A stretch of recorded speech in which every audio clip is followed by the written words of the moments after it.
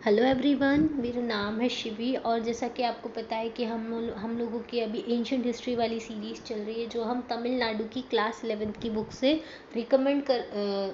से कवर कर रहे हैं, जिसको टॉपर्स ने रिकमेंड किया है। ठीक है, तो इसमें हम ऑलरेडी एंशियंट हिस्ट्री वाला पार्ट कवर कर चुके हैं, जिसमें नॉर्थ इंडियन किंगडम्स हम सारी कवर कर चुके हैं। साउथ इंडियन किंगडम्स वाला पार्ट हम डिस्कस कर रहे हैं, जिसमें हमने संगम एज के बारे में डिस्कस कर लिया है, पल्लवा रूलर्स के बारे में डिस्कस कर लिया है। अब हम इस चैप्टर में चालुक्यास और राष्ट्रकूटास के बारे में भी डिस्कस करने वाले हैं। ठीक है, तो आइए हम मैप के थ्रू समझते हैं ये पूरा चैप्टर। और इसके पहले अगर आपको ये वीडियो पसंद आता है तो प्लीज़ लाइक कीजिए, सब्सक्राइब कीजिए और दूसरों के साथ शेयर कीजिए। चलिए आइए देखते हैं हम लोग इस चैप्टर में क्या क्या कवर करने वाले हैं।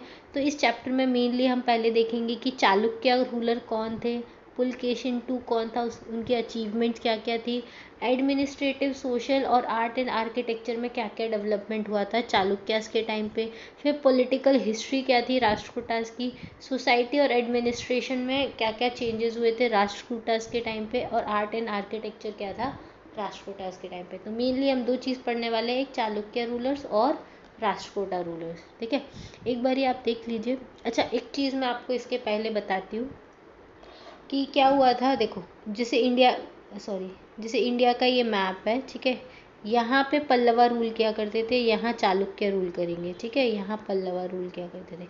अब क्या होगा, ये जो चालुक्याज है ना, वो सिर्फ कौन सी एरा तक रूल करेंगे, 8th सेंचुरी एडी तक। मतलब इनका जो टाइम पीरियड होता है वो 543 से 755 एडी है। ठीक है, पल्लवा रूलर का जो टाइम है तो 250 से 900 एडी के बीच का टाइम है।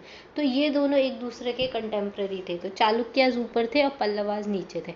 अब पल्लवाज को कौन रिप्लेस करेगा, इधर वाली साइड पे चोलाज रिप्लेस करेंगे। ठीक है, तो चोला का टाइम कब होता है, 850 से लेके 1279 एडी तक। ये जो टाइम है वो चोला रूलर को है। तो ये मतलब ये वाला जो पार्ट है वहाँ पे पल्लवास को कौन रिप्लेस करेगा, चोलास रिप्लेस करेंगे। ठीक है, लेकिन जो चालुक्य रूल जहाँ पे कर रहे हैं, इन दोनों के कॉन्फ्लिक्ट होते रहेंगे। ये थोड़ी बहुत टेरिटरी इसकी ले लेगा, ये इनकी ले लेगा। फिर चालुक्य को जो रिप्लेस करेंगे वो है राष्ट्रकूटास। और राष्ट्रकूटास कब आते हैं, 755 एडी से लेके 975 एडी तक ये रूल करते हैं। ठीक है, तो इतना आपको क्लियर होना चाहिए कि कौन से पार्ट में कौन सी डायनेस्टी ने रूल किया। यहाँ पे चालुक्यास आते हैं, फिर चालुक्यास के बाद राष्ट्रकूटास इनको रिप्लेस करते हैं। और ये वाला जो एरिया है वहाँ पल्लवा रूल करते हैं और यहाँ उनको रिप्लेस कौन करता है, चालुक्य रूल करते हैं। ओके, ये क्लियर होना चाहिए। चलिए इसके बाद हम पढ़ते हैं अब चालुक्यास और पल्लवास के बारे में। पहले हम देखते हैं कि जो पल्लवास हैं और वेस्टर्न चालुक्यास हैं वो बिसाइड्स पल्लवा, मतलब पल्लवा के साथ वेस्टर्न चालुक्यास एंड राष्ट्रकूटा भी डेक्कन में एक इम्पॉर्टेंट पॉलिटिकल फोर्स हुआ करते थे। क्योंकि देखो, जब इधर पल्लवा रूल कर रहे थे तब इधर चालुक्य रूल कर रहे थे और फिर राष्ट्रकूटास भी आए थे उसी टाइम पे जब पल्लवा रूल कर रहे थे। इसलिए पल्लवा के साथ चालुक्य और राष्ट्रकूटा दो इम्पॉर्टेंट पॉलिटिकल फोर्स इमर्ज होकर आई थी। ये दोनों किंगडम जो थी राइवल थी इन द फार, मतलब साउथ की जो किंगडम थी पल्लवा उनकी राइवल हुआ करती थी। पहले पल्लवास की होती थी, जब पल्लवास को चोलास ने रिप्लेस कर दिया तो फिर चोलास की राइवल हुआ करती थी। ठीक है, इसलिए ये जो इम्पोर्टेंट पार्ट है हिस्ट्री का, जिसमें हम कल्चरल कंट्रीब्यूशन भी देखेंगे, काफ़ी सारे आर्किटेक्चर डेवलपमेंट होते हैं इस टाइम पे। अब सबसे पहले हम देखते हैं चालुक्य रूलर जो 543 से 755 एडी तक आए थे।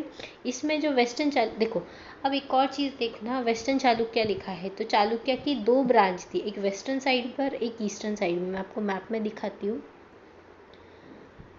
ये रहा। ठीक है, यहाँ पे देखिए आप, सॉरी, ये देखिए चालुक्य की दो ब्रांचेज है, एक वेस्टर्न चालुक्य एक ईस्टर्न चालुक्य। ईस्टर्न चालुक्य जो थी उनकी कैपिटल बेंगी थी। ठीक है, और जो वेस्टर्न चालुक्य थे उनकी कैपिटल वतापी थी। ठीक है, और कल्याणी से भी बोलते थे कि कल्याणी से रूल करते थे। तो ये जो दो चीज़ें वो आपको आएंगी, कल्याणी और बेंगी। ठीक है, ये दो सिटीज़ थी। वेस्टर्न चालुक्यास इधर से रूल करते थे, ईस्टर्न चालुक्य, ये दो ब्रांच थी चालुक्यास की। ठीक है, और कुछ नहीं, बस। ठीक है, तो अब जो वेस्टर्न चालुक्यास थे वो उनका बहुत बड़ा एरिया था डेक्कन में, अबाउट 2 सेंचुरीज तक इन्होंने रूल किया। फिर उसके बाद राष्ट्रकूटा जो थे वो इनसे ज़्यादा पावरफुल हो गए थे। जो वेस्टर्न चालुक्य की फैमिली थी उनके ऑफशूट थे। ठीक है। ईस्टर्न चालुक्य ऑफ बेंगी एंड चालुक्याज ऑफ कल्याणी, ये 2 ऑफशूट थे इनके। जो चालुक्य डायनेस्टी थी उनके 2 ऑफशूट थे, कौन कौन थे? एक तो मैंने अभी बताया चालुक्य ऑफ वेंगी, और एक चालुक्य ऑफ कल्याणी, कल्याणी भी मैंने बताया, ठीक है। ये इनकी ब्रांचेस थी। फिर पुलकेशिन वन जो था वो फाउंडर हुआ करते थे। पुलकेशिन वन जो थे वो फाउंडर थे चालुक्य डायनेस्टी के, और उन्होंने स्मॉल किंगडम स्टैब्लिश्ड की थी, कहाँ पर? बातापी या बादामी में, जो उनकी चालुक्य की कैपिटल हुआ करती थी, ठीक है। फिर उनके उनके जो इम्पोर्टेंट रूलर थे वो थे पुलकेशिन टू, जो अभी तक अगर आपने मेरे पहले लेक्चर देखे तो आपने देखा होगा पुलकेशिन टू का काफ़ी ज़्यादा जिक्र हुआ था, चाहे वो हर्षवर्धन का पीरियड हो, चाहे वो पल्लवा रूलर का, ये दोनों के साथ इनके कॉन्फ्लिक्ट थे। अब पुलकेशिन टू का जो टाइम पीरियड है वो याद रखना 608 से 648 टू एडी। तो ऑब्वियसली ये हर्षा के कंटेम्प्रेरी थे। हर्षा का टाइम था 606 से लेके 647 एडी के बीच में, ठीक है। कंटेम्प्रेरी मतलब एक ही टाइम में दोनों रहते थे, एग्जिस्ट करते थे अर्थ में, ओके।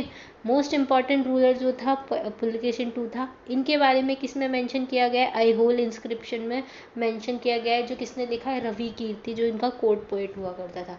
अब देखो क्वेश्चन पूछा जाता है कि ऐहोल इंस्क्रिप्शन किससे रिलेटेड है, तो वो पुलकेशिन टू से रिलेटेड है।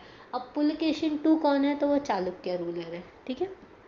तो ऐसे क्वेश्चंस आपको आते हैं, ओके। नेक्स्ट हम देखेंगे, हाँ, अब उसने क्या किया था, किस किस को हराया था? कदम्बास ऑफ बानावासी को हराया था, गंगाज ऑफ मैसूर को उन्होंने हराया था, और अपनी सुजरेनिटी को इस्टेब्लिश किया था। ध्रुनीविता जो थे गंगा रूलर, उन्होंने उनकी ओवर लॉर्डशिप को एक्सेप्ट कर लिया था, और अपनी जो डॉटर थी उनकी शादी कर दी थी पुलकेशिन टू से। उसके अलावा एक नोटेबल अचीवमेंट पुलकेशिन टू का था कि उन्होंने हर्षा को डिफीट कर दिया था नर्मदा रिवर में। मतलब हर्षवर्धन जो थे वो नर्मदा रिवर को कभी क्रॉस करके नहीं आए, क्योंकि जो पुलकेशिन टू थे वो उन्होंने उनको डिफीट कर दिया था। तो उनका जो साउथ इंडिया को एक्सपीडिशन करने वाला जो एम था वो वहीं ख़त्म हो गया था, ओके।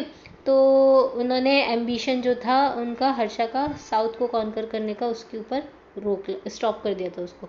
और उनकी फर्स्ट एक्सपीडिशन जो थी वो पल्लवास के अगेंस्ट थी, जिसमें पुलकेशिन टू पहली बार में तो पुलकेशिन टू विक्टोरियस हुए। किसके अगेंस्ट में? महेंद्र वर्मन वन के अगेंस्ट में। लेकिन जो महेंद्र वर्मन वन के बेटे थे नरसिम्हा वर्मन वन, उन्होंने पुलकेशिन टू को बहुत ज़्यादा ह्यूमिलिएटली डिफीट किया कांची के पास में। साथ में जो चालुक्य की कैपिटल थी बतापी, उसको भी कैप्चर कर लिया, ठीक है, और उसको डिस्ट्रॉय किया गया। इसीलिए जो नरसिम्हा वर्मन वन थे उनको जो टाइटल लिया गया था वतापी कोंडा का टाइटल लिया गया था। अब जो मोस्ट इम्पॉर्टेंट इवेंट हुआ करता था पुलकेशिन टू के टाइम का, वो है हुएन सेंग का विजिट हुआ था इनके किंगडम में। ये तीनों कंटेम्प्रेरी थे, कौन कौन? हर्षा और चालुक्य और पल्लवास। तो इन तीनों के ही टाइम पे हुएन सेंग आएंगे, ओके। तो हमने पल्लवा रूलर के टाइम पे भी देखा था कि हुएन सेंग आएंगे, तो ये इन तीनों के टाइम पे हुएन सेंग आएंगे, क्योंकि एक ही टाइम में एग्जिस्ट करते थे। अब जो सक्सेसर थे पुलकेशिन टू के वो थे विक्रमादित्य। उन्होंने फिर से एक बार चालुक्य किंगडम को कंसोलिडेट किया और पल्लवा कैपिटल को प्लंडर किया, मतलब जो कांचीपुरम थी उसके ऊपर अटैक किया, उसको प्लंडर किया। उसके बाद उन्होंने क्यों किया ऐसा? क्योंकि उन्होंने उनके फादर की जो डिफीट का बदला लेना था। पुलकेशिन टू हार गए थे ना, उनकी डिफीट का उनको बदला लेना था। फिर उसके बाद पर उनकी डेथ हो गई थी, पल्लवा रूलर ने उनको भी मार दिया था, विक्रमादित्य को। फिर आए कीर्तिवर्मन टू, वो लास्ट रूलर थे चालुक्य डायनेस्टी के। इनको किसने डिफीट किया था? दंती दुर्ग। दंती दुर्ग कौन थे? जिन्होंने राष्ट्रकूटा डायनेस्टी को फाउंड किया था। तो इसी के बाद फिर क्या होती है? राष्ट्रकूटा डायनेस्टी स्टार्ट हो जाती है। अच्छा, इसमें हमने 2 चीज़ देखी थी। एक देखिए, ये कदम्बाज ऑफ बानावसी और गंगाज ऑफ मैसूर। मैं आपको दिखाती हूँ ये किधर आता है मैप में। ये देखिए, ये चालुक्य रूलर है, ये कदम्बाज है और ये गंगाज है, ठीक है। ये गंगाज जो है वो मैसूर में है, कदम्बाज जो है वो बानावासी में है, ठीक है। ये 2 रूल ये आप याद रखिए। तो इन्होंने चालुक्याज ने ये वाली टेरिटरी अपने अंडर में ले ली थी, और यहाँ पल्लवाज हैं ही, ओके। चलिए नेक्स्ट हम आगे देखते हैं। अब चालुक्य का एडमिनिस्ट्रेशन और सोशल लाइफ कैसी हुआ करती थी चालुक्यास के अंदर में। तो देखिए क्या होगा, चालुक्य एडमिनिस्ट्रेशन जो था वो हाईली सेंट्रलाइज्ड था। हाईली सेंट्रलाइज मतलब सब कुछ सेंटर से हुआ करता था, तो हाईली सेंट्रलाइज्ड होता था। पल्लवास और चोलास की तरह नहीं था। पल्लवास और चोलास का डिसेंट्रलाइजेशन था, मतलब विलेज ऑटोनॉमी बहुत ज़्यादा थी पल्लवास में और चोलास में। इवन पल्लवास में तो हमने ये भी पढ़ा था, एक विलेज असेंबली हुआ करती थी जो सारे लैंड रिकॉर्ड्स वगैरह मेंटेन किया करती थी। लेकिन चालुक्यास के टाइम पे ऐसा कुछ नहीं होता था, विलेज ऑटोनॉमी बिल्कुल भी नहीं दी जाती थी चालुक्यास के टाइम पे। यहाँ पे ग्रेट मैरीटाइम पावर हुआ करती थी। पुलकेशिन टू के टाइम पे 100 शिप्स हुआ करती थी नेवी में, तो मतलब इनकी मैरीटाइम पावर अच्छी थी, नेवी अच्छी थी, ठीक है। और साथ में एक छोटी सी स्टैंडिंग आर्मी भी हुआ करती थी। अब जो बादामी चालुक्यास थे, मतलब जो बतापी को बादामी भी बोलते हैं, तो ये जो बादामी चालुक्यास थे वो ब्राह्मणिकल हिंदूज थे, बट वो बाकी सारे रिलीजन को भी रिस्पेक्ट करते थे। इम्पॉर्टेंस क्या है, ये वैदिक राइट्स और रिचुअल्स को भी रिस्पेक्ट करते थे। और जो फाउंडर थे डायनेस्टी के पुलकेशिन वन, उन्होंने अश्वमेध सेक्रीफाइस भी परफॉर्म किया था। बहुत सारे नंबर ऑफ टेम्पल्स बनवाए थे, किसके लिए, विष्णु के लिए, शिवा के लिए, और बहुत सारे गॉड जिनके लिए इन्होंने टेम्पल्स बनवाए थे। हुएन सैंग ने मेंशन किया है कि जो बुद्धिज़्म है वो डिक्लाइन हो गया था वेस्टर्न डेक्कन वाले एरिया में, लेकिन जैनिज़्म फिर भी स्टेडी पाथ पे था, मतलब प्रोग्रेस कर रहा था धीरे धीरे। ओके, जो रवि कीर्ति थे, जो मैंने बोला ऐहोल इंस्क्रिप्शन जो था पुलकेशिन टू के बारे में जिसने लिखा था, वो थे रवि कीर्ति। जो कोर्ट पोएट थे पुलकेशिन टू के, वो खुद एक कौन थे, जैन थे, ठीक है। तो ऐहोल इंस्क्रिप्शन रवि कीर्ति ने लिखा था, ये अच्छे से याद रखिएगा। अब आर्ट एंड आर्किटेक्चर में चालुक्य रूलर का क्या रोल था, तो चालुक्य जो थे वो ग्रेट पैट्रोन ऑफ आर्ट थे, बहुत ज़्यादा मतलब आर्ट एंड आर्किटेक्चर में डेवलपमेंट हुआ था। Viscera style of structural temple जो होते हैं विसारा स्टाइल के, वो चालुक्य के टाइम पर ही डेवलप हुए थे। जबकि विसारा स्टाइल अपनी कल्मिनेशन पे कब पहुंचा था, राष्ट्रकूटाज और होयसाला के टाइम पे, ठीक है। राष्ट्रकूटाज आएंगे, फिर उसके बाद होयसाला किंगडम आएगी, उनके टाइम पे बहुत ज़्यादा विसारा स्टाइल का डेवलपमेंट होगा।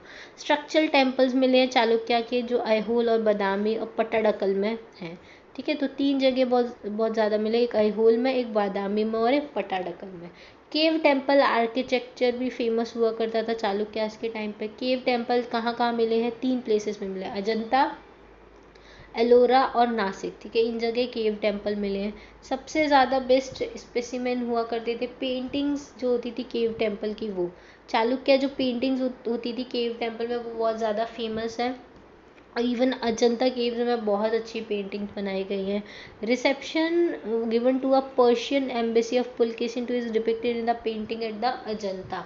अजंता की एक पेंटिंग में जो पर्शियन एम्बेसी को पुलकेशिन टू ने रिसेप्शन दिया था उसके बारे में भी एक पेंटिंग बनाई गई है, ठीक है। सॉरी। फिर चालुक्य टेम्पल जो था, चालुक्य जो टेम्पल है उसको 2 स्टेजेस में डिवाइड किया है।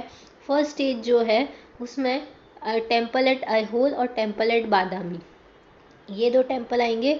फिर इसमें कम से कम कितने टेम्पल मिले हैं, 17 टेम्पल्स मिले हैं, उनमें से 4 इंपॉर्टेंट। आपको 17 नहीं रटने हैं, 70 नहीं रटने हैं, आपको सिर्फ 4 याद रखना है कि ऐहोल और बादामी जो फर्स्ट स्टेज का टेम्पल डेवलपमेंट हुआ था उसमें 4 कौन कौन से टेम्पल इंपॉर्टेंट है, तो आपको ये याद रखना है, पूछा जाता है क्वेश्चन में। लड़खान टेम्पल, ये लो फ्लैट रूफ स्ट्रक्चर हुआ करता था जिसमें पिलर्ड हॉल हुआ करता था। दूसरा दुर्गा टेम्पल जो बुद्ध चैत्य को रिजेंबल करता है। फिर तीसरा हुची मलीगुड़ी टेम्पल और चौथा जैन टेम्पल है मिगूती। तो 3 टेम्पल है जो ऐहोल और बादामी में मिले, कौन कौन से, Ladkhan temple, Durga temple, Ho Chi मलीगुड़ी temple और जैन टेम्पल एट मेगुती, ठीक है। ये सारी आप याद रखिएगा। इसके अलावा अमंग द टेम्पल एट बादामी, बादामी में और कौन से टेम्पल्स हुआ करते थे, मुक्तीश्वरा टेम्पल एंड द मेलागुट्टी शिवालय, नोटेबल आर्किटेक्चर ब्यूटी बहुत अच्छी थी इन टेम्पल्स की। एक रॉक कट टेम्पल्स भी मिले हैं बादामी में जिसमें हाई वर्कमैनशिप, मतलब बहुत ही प्यारे स्कल्पचर्स बने हुए हैं। अगर आपने नहीं देखा ना तो आप जाइएगा, साउथ इंडिया के टेम्पल बहुत अच्छे हैं, मतलब अगर आप रिलीजियसली भी अगर आप बिलीव नहीं करते हैं गॉड में, तो भी आपको जाना चाहिए। मतलब उनको देख के ऐसा लगता है यार उस टाइम पे भी इतना अच्छा, इतनी अच्छी आर्ट एंड स्कल्पचर्स बनाए जाते थे। मतलब लाइक अभी का आर्ट एंड स्कल्पचर उतना डेवलप नहीं है जितना उस टाइम का डेवलप हुआ करता था। ठीक है, तो ये सारी चीज़ें तो कौन कौन से हमने पढ़े, आईहोल में पढ़े 4 हैं, लड़खान, दुर्गा, हचिमुलीगुडी टेम्पल और जैन टेम्पल। बादामी में कौन कौन से हैं, मुक्तीश्वरा टेम्पल, मेलागुट्टी टेम्पल और रॉक कट टेम्पल्स हैं। ठीक है, बादामी में। ओके, इसके बाद हम सेकंड स्टेज में आएंगे। सेकंड स्टेज में क्या है, जो टेम्पल्स मिले हैं वो पटाडकल में मिले हैं। कहाँ पर मिले हैं, पटाडकल एक जगह है वहाँ पे मिले हैं। यहाँ पे 10 टेम्पल्स मिले हैं, जिसमें से 4 जो है वो नॉर्दर्न स्टाइल के हैं और 6 जो है द्रविडियन स्टाइल के। मतलब जो 10 मिले हैं ना, उसमें से 4 जो है वो नॉर्दर्न स्टाइल के हैं और 6 जो है वो द्रविडियन स्टाइल के हैं। अच्छा, फेमस कौन सा टेम्पल है, पापनाथ टेम्पल। पापनाथ टेम्पल जो है वो बहुत अच्छा बना हुआ है नॉर्दर्न स्टाइल में। फिर संगमेश्वरा टेम्पल एंड विरूपक्षा टेम्पल, जो ये ऊपर लिखा हुआ है विरूपक्षा टेम्पल जो है वो फेमस था द्रविडियन स्टाइल में।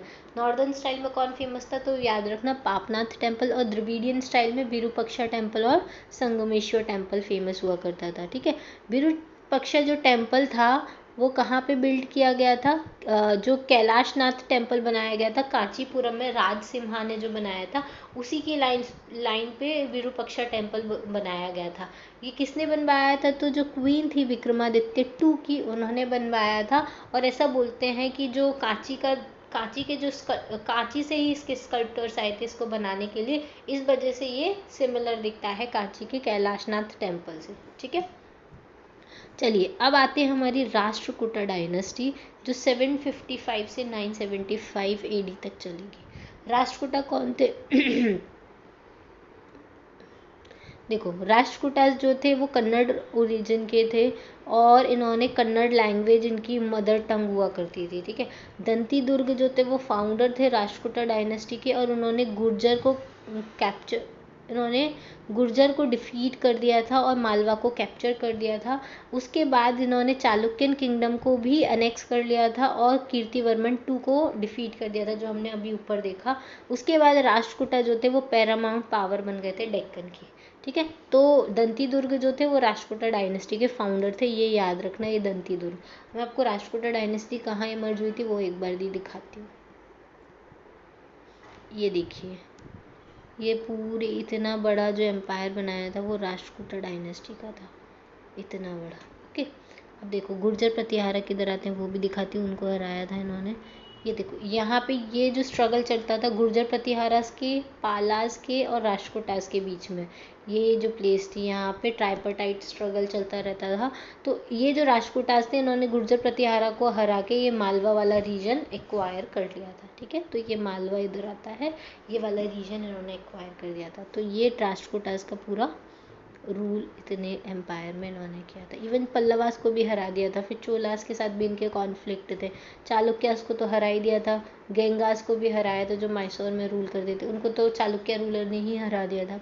ठीक है, चलिए आगे हम देखते हैं। अब उनके जो सक्सेसर थे, पहला तो दंती दुर्ग हो गए, उनके जो सक्सेसर थे वो थे कृष्णा वन, जिन्होंने जो बहुत बड़े कॉन्करर थे, इन्होंने गंगास को डिफीट किया। ईस्टर्न चालुक्यास जो वेंगी के थे उनको डिफीट किया। फिर magnificent rock cut monolithic Kailash temple बनवाया एलोरा में। जो नेक्स्ट इंपॉर्टेंट किंग हुआ करते थे इस डायनेस्टी के वो थे गोविंद 3। कौन थे, गोविंद 3। उन्होंने भी बहुत सारी अचीवमेंट, बहुत सारी विक्ट्री नॉर्थ इंडियन किंगडम्स के ऊपर की। ठीक है, उसके बाद उनके जो सक्सेसर थे वो थे अमोघ वर्ष 1, जिनका रूल हुआ करता था 815 से लेके 880 एडी तक। ठीक है, इन्होंने 64 ईयर्स तक रूल किया था और इनका जो कंट्रोल था वो मालवा के ऊपर इनका ख़त्म हो गया था और गंगाबाड़ी के ऊपर भी ख़त्म हो गया था।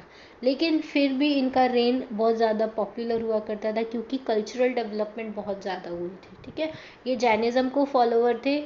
जिना सेना जो थे इनके चीफ प्रिसेप्टर थे। उसके अलावा ये खुद पेट्रोन ऑफ लेटर्स को पेट्रोन करते थे और उसके अलावा इन्होंने एक फेमस बुक लिखी थी कन्नड़ लैंग्वेज में। तो कन्नड़ लिटरेचर जो सबसे पहले स्टार्ट किया था वो किसने किया, एक सेकेंड, हाँ, इन्होंने जो फेमस कन्नड़ वर्क लिखा था उसको बोलते हैं कवि राजमार्ग, जो कन्नड़ लैंग्वेज में लिखा था। साथ में इन्होंने राष्ट्रकूटा की जो कैपिटल थी मलखेड़, या मान्याखेड़ा वो इस्टेब्लिश की थी। ठीक है, तो अमोघ वर्षा वन के राइन में 2 चीज़ इंपॉर्टेंट हुई थी। एक तो इन्होंने फेमस कन्नड़ वर्क लिखा था जिसका नाम था कविराज मार्ग। क्या नाम था? कविराज मार्ग। ठीक है, दूसरा इन्होंने क्या किया था, कैपिटल जो थी राष्ट्रकूटास की मलखेड़, उसको डेवलप किया था, मलखेड़। ओके, चलिए ठीक है। नेक्स्ट, यार ये क्या हो जाता है इसमें, देखो अब जो सक्सेसर थे अमोघ वर्षा वन के वो थे कृष्णा 2, सॉरी कृष्णा 3 आए थे 936 से लेके 968 एडी में। ये बहुत फेमस थे क्योंकि इनका एक्सपेडिशन और मिलिट्री अचीवमेंट बहुत ज़्यादा थे। इन्होंने चोलास के अगेंस्ट में मार्च किया था, इन्हें तक्कोलम में उनको हरा दिया था। ठीक है, तक्कोलम में किसको हराया था? चोलास को। तो अमोघ वर्षा वन को तो याद रखना उनकी 2 चीज़ें थी। फिर कृष्णा 3 जो थे उनके मिलिट्री अचीवमेंट्स बहुत ज़्यादा थे। चोलास को उन्होंने डिफीट किया था तक्कोलम में, फर्दर साउथ तक गए थे और तंजौर को कैप्चर कर लिया था। ठीक है, इवन उन्होंने कुछ टाइम के लिए रामेश्वरम को भी कैप्चर कर लिया था और फिर वहाँ पे बहुत सारे टेम्पल्स बनवाए थे। जो जो कॉन्कर टेरिटरीज होती थी जिनको जीत लेते थे वहाँ पे ये क्या करते थे, टेम्पल बनवाते थे। तो एक कृष्णेश्वरा टेम्पल जो था इन्होंने कहाँ बनवाया था? रामेश्वरम में बनवाया था। ठीक है, फिर थ्रू आउट हिज राइन, मतलब उनके जब तक रूल रहा कृष्णा 3 का, तब तक उन्होंने तोंडाई मंडलम को अपने कैप्चर में रखा था। इवन कांची जो उसकी कैपिटल थी उसको भी कैप्चर में रखा। लेकिन जब इनकी डेथ हो गई, किसकी? कृष्णा 3 की जब डेथ हुई उसके बाद राष्ट्रकूटा डायनेस्टी जो थी वो धीरे धीरे डिक्लाइन होती चली गई। चलिए अब हम एडमिनिस्ट्रेशन के ऊपर देखते हैं। चालुक्य और राष्ट्रकूटा का रूल आपको क्लियर हो गया होगा। अब राष्ट्रकूटा का एम्पायर कैसे चलता था? तो राष्ट्रकूटा एम्पायर जो था वो बहुत सारे प्रोविंसेस में डिवाइड था जिनको राष्ट्र बोलते थे और वो किसके कंट्रोल में रहते थे? राष्ट्रपति के कंट्रोल में रहते थे। और फर्दर उनको डिवाइड किया जाता विषयाज मतलब डिस्ट्रिक्ट, जिनको कौन गवर्न किया करते थे? विषयपति किया करते थे। नेक्स्ट जो सब डिवीजन हुआ करती थी भुक्ति, जिसमें 50 से 70 विलेज हुआ करते थे जिनके हेड हुआ करते थे भोगपति। इसको डायरेक्टली अपॉइंट किया जाता था बाय द सेंट्रल गवर्नमेंट। जो विलेज एडमिनिस्ट्रेशन था वो विलेज हेडमैन कैरी करता था, जबकि विलेज असेंबली बहुत बड़ा रोल प्ले करती थी। देखो क्या हुआ करता था, राष्ट्र हुआ करता था, उसका हेड हुआ करते थे राष्ट्रपति। फिर उनके अंडर में होते थे विषया के हेड हुआ करते थे विषयपति। उसके अंडर में फिर भुक्ति हुआ करते थे जिसमें 50 से 70 विलेजेस हुआ करते थे जिसके हेड हुआ करते थे भोगपति। और उसके अंदर फिर लास्ट यूनिट होती है हमारी विलेज, वो हुआ करते थे। ठीक है, तो ऐसे एडमिनिस्ट्रेशन इनका हुआ करता था। सोसाइटी कैसी थी? देखो ये जो थे वो हिंदू सेक्ट ऑफ वैष्णविज्म और सैविज्म को बहुत ज़्यादा फ्लरिश किया था राष्ट्रकूटास के टाइम पे। इवन इन्होंने कोई अफेक्ट नहीं किया था जैनिज्म का प्रोग्रेस होने में। जैनिज्म का भी प्रोग्रेस हो रहा था राष्ट्रकूटा किंगडम में, लेकिन ये जो थे वो वैष्णविज्म और सैविज्म को ज़्यादा फॉलो करते थे। ठीक है, बहुत सारे जो राष्ट्रकूटा किंग और ऑफिसर्स थे वो जैनिज्म को भी फॉलो करते थे। और ऐसा बोला जाता है कि 1/3 जो पॉपुलेशन थी डेक्कन की वो जैन थी। ठीक है, और कुछ प्रॉस्पेरस बुद्धिस्ट सेटलमेंट प्लेसेस भी थी जैसे कन्हेरी, शोलापुर और धारवाड़। ये सारी बुद्धिस्ट प्लेसेस थी, मतलब ये सारे रिलीजन इनके टाइम पे चलते थे। तो कन्हेरी, शोलापुर और धारवाड़ जो फेमस बुद्धिस्ट प्लेसेस थी, और सारे रिलीजियस में हार्मनी थी, कोई आपस में कॉन्फ्लिक्ट नहीं था।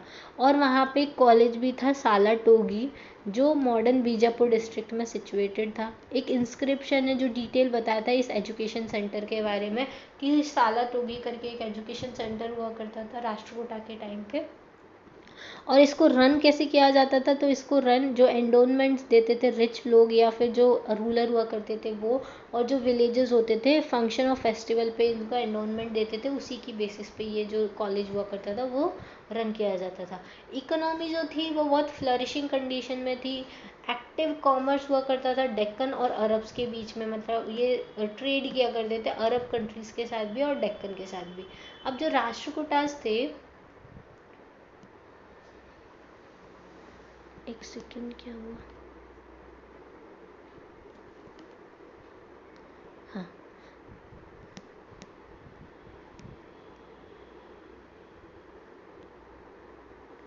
अच्छा ये रहा, सॉरी जो राष्ट्रकूटा किंग्स थे उन्होंने अरब ट्रेड को प्रमोट किया था, मेंटेन किया था, फ्रेंड और उनके साथ फ्रेंडशिप मेंटेन की थी। ठीक है, उसके बाद उनका कल्चरल कंट्रीब्यूशन क्या हुआ। देखो ये प्रॉब्लम आप जो लिंक से डाउनलोड करोगे वहाँ नहीं आएगी, ये मैंने एडिटिंग की है इस वजह से ये प्रॉब्लम आई है। ओके, देखो कल्चरल कंट्रीब्यूशन क्या हुआ करता था इनके टाइम पे, जो राष्ट्रकूटास थे वो वाइडली पेट्रोनाइज करते थे संस्कृत लिटरेचर को। बहुत सारी स्कॉलर्स हुआ करते थे राष्ट्रकूटा कोर्ट में, जैसे त्रिविक्रमा, उन्होंने नाला चंपू लिखी थी, कबीर रहस्य लिखी थी, और त्रिविक्रमा रॉट नाला चंपू, और जो कबीर रहस्य थी उसको किसने कंपोज किया था, हलायुद्ध ने कंपोज किया था कृष्णा थ्री के टाइम पे। कृष्णा थ्री का रूल बहुत इंपॉर्टेंट था, पहले तो मिलिट्री एक्सपीडिशन अच्छा था, रामेश्वरम तक उन्होंने अपना रूल स्टैब्लिश कर लिया था, ठीक है। उसके बाद ये तो देखो त्रिविक्रमा ने नाला चंपू लिखी थी और कबीर रहस्य किसने, हलायुद्धा ने लिखी थी कृष्णा थ्री के टाइम पे। उसके बाद कौन फ्लरिश हुआ था, जैन लिटरेचर, ठीक है। अमोघ वर्षा वन जो थे वो जैन को पेट्रोनाइज करते थे, उनके जो टीचर थे जिना सिन्हा, उन्होंने कंपोज किया था ये पार्श्व बुदाया, ठीक है। पार्श्व बुदाया जो बायोग्राफी थी पार्श्व की, पार्शवास की वर्सेस में, ठीक है। अनदर स्कॉलर कौन थे, गुंडभद्रा, गुणाभद्रा जो थे जिन्होंने आदि पुराण लिखा था। ये क्वेश्चन आता है आदि पुराण किसने लिखा था और किसके टाइम पे लिखा था, तो राष्ट्रकूटास के टाइम पे लिखा गया था, गुणाभद्रा ने लिखा था, जिसमें उनकी लाइफ स्टोरी जो थी बहुत सारे जैन सेंट्स के उनके बारे में लिखा हुआ था, ठीक है। फिर साकत्याना, जो साकत्याना थे उन्होंने ग्रामर वर्क लिखा था जिसको अमोघ वृत्ति बोलते हैं, और ग्रेट मैथमेटिशियन जो थे इस पीरियड के वो थे विचार आचार्य जिन्होंने गणित सारम लिखा था। तो ये सारी बुक्स आप अपनी नोट में लिख लीजिए कि किसने क्या क्या लिखा, जैसे गुणभद्र ने क्या लिखा तो आदि पुराना लिखा है, साकत्याना ने क्या लिखा है तो अमोघ वृत्ति लिखा है, वीराचार्य कौन थे, मैथमेटिशियन थे और उन्होंने क्या लिखा है, गणित सारम लिखा है। तो ऐसे करके आप नोट्स बनाइए, आपको याद रहेगा, मतलब आप जैसे जितना लिखोगे ना उतना याद रहेगा। अब कन्नड़ लिटरेचर जो है वो कहाँ पे मिलता है हमको, राष्ट्रकूटास, मतलब कन्नड़ लिटरेचर की जो स्टार्टिंग हुई थी, बिगिनिंग हुई थी वो राष्ट्रकूटास के टाइम पे हुई थी। अमोघ वर्षा जो कवि राजमार्ग थी वो फर्स्ट पोएटिक वर्क थी कन्नड़ लैंग्वेज में। उसके बाद जो पंपा थे उन्होंने लिखा था, वो एक कन्नड़ पोएट थे, उन्होंने क्या लिखा था, विक्रम सेन विजय लिखा था। उसके बाद जो पोन्ना आए थे, तो एक तो अमोघ वर्षा होगा, एक पंपा होगा, एक क्या आएंगे पोन्ना, इन्होंने अनदर लिखा था, कन्नड़ पोएट थे ये भी, इन्होंने शांति पुराण लिखा था।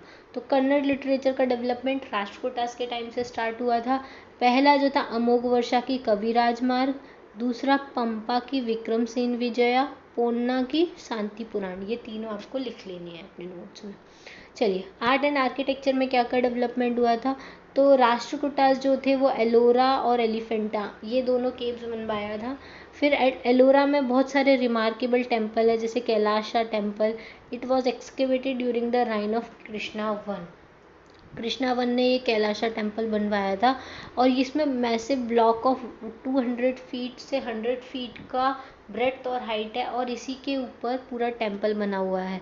अब ये जो टेम्पल है इसमें क्या क्या हुआ करता था, देखो ये जो टेम्पल है उसके 4 पार्ट हुआ करते थे। एक तो मेन श्राइन हुआ करती थी, एक एंट्रेंस गेट वे हुआ करता था, एक इंटरमीडिएट श्राइन होती थी जिसमें नंदी हुआ करते थे, और एक मंडपा होता था जो पूरे कोर्टयार्ड को सराउंड करता था। तो टेम्पल जो था वो लॉफ्टी प्लिंथ जो थी 25 फीट हाई उसके ऊपर बैठा हुआ था, जिसका सेंट्रल फेस क्या हुआ करता था प्लिंथ का, वो एलिफेंट का फिगर हुआ करता था।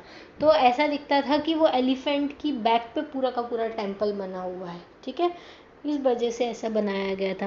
अब ये इसमें 3 टायर्ड शिखर भी लगा हुआ था, जैसे ममल्लापुरम में लगा हुआ है, ममल्लापुरम के रथ जब नरसिम्हा वर्मन बनवाए थे वहाँ पे जैसा शिखर बना हुआ है वैसा यहाँ पे भी बना हुआ है। इंटीरियर जो है टेम्पल का वो बहुत ही अच्छा है, पिलर्ड हॉल बनाया है, 16 स्क्वायर पिलर्स बने हुए हैं।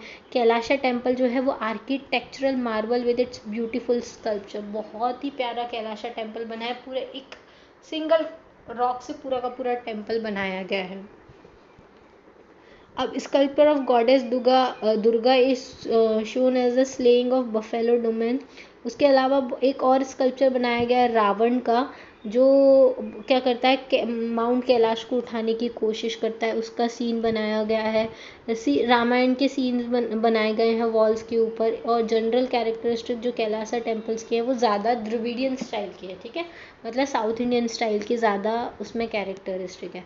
अब एलिफेंटा क्या है, तो एलिफेंटा केव क्या है, ये तो एलोरा के अंदर अगर पूछा जाए कैलाशा टेम्पल किसने बनवाया तो कृष्णा वन ने बनवाया था, और कैलाशा टेम्पल किसके अंदर आता है तो एलोरा केव्स के अंदर बनवाया गया है, ठीक है। और किस एनिमल की बैक उसमें रिप्रेजेंट करते तो एलिफेंटा नीचे बेस में बनाया गया, उसी के ऊपर टेम्पल बनाया गया। फिर एक आता है एलिफेंटा आइलैंड जो बॉम्बे के पास में है, इसको ओरिजिनली श्रीपुरी बोलते थे। जब पुर्तगीज ने पहली बार इसको देखा, यहाँ पे बड़े बड़े एलिफेंट की साइज के एलिफेंट के फिगर बने हुए थे, इस वजह से इस केव का नाम एलिफेंटा केव रख दिया था। जो स्कल्पचर आर्ट है राष्ट्रकूटा का, वो अपने जैनिथ पे मतलब पीक पर पहुंच गया था राष्ट्रकूटा इसके टाइम पे। एकदम बहुत सिमिलैरिटी मिलती है एलोरा की स्कल्पचर्स की और एलिफेंटा की स्कल्पचर की। हो सकता है कि एक ही आर्टिस्ट में बनवाए हों, ठीक है, ठीक है, एक ही क्राफ्टमैन ने शायद बनवाए हों। और एंट्रेंस जो थी सेंक्टम की, वहाँ पे बड़े बड़े फिगर्स हुआ करते थे, द्वारपालकास, लोग द्वारपालक रखते हैं इन्होंने तो बड़े बड़े फिगर्स बनवा देते द्वारपालकास की। उसके अलावा सेंक्टम के चारों तरफ शिवा की भी इमेजेस मिली हैं, जहाँ पे शिवा की अलग अलग फॉर्म की इमेजेस मिली है, जैसे नटराज मिला है, ठीक है, गंगाधर मिला है। जब गंगाधर मतलब जिसमें वो गंगा लेके आते हैं अपने बालों में समाते हैं, वो वाला पोज है। फिर अर्धनारीश्वरा जिसमें आधा नर आधा नारी, वो वाला पोज भी है। सोमास्कंदा, ये वो जो सोम पीते हैं वो वाला भी उनका इमेज बनाया गया है। और सबसे फेमस इमेज जो इस एलिफेंटा केव में मिली है वो है त्रिमूर्ति, वो कितनी हाइट है उसकी, 6 मीटर हाइट है। और इसमें 3 एस्पेक्ट शिवा के दिखाए गए हैं, क्रिएटर, प्रिजर्वर और डिस्ट्रॉयर, ठीक है। तो त्रिमूर्ति इमेज कहाँ पर मिलती है तो वो एलिफेंटा केव्स में मिलती है। कैलाशा टेम्पल कहाँ मिलता है तो वो एलोरा केव्स में मिलता है, ठीक है। तो ये सारी चीज़ें आपको याद रखनी है।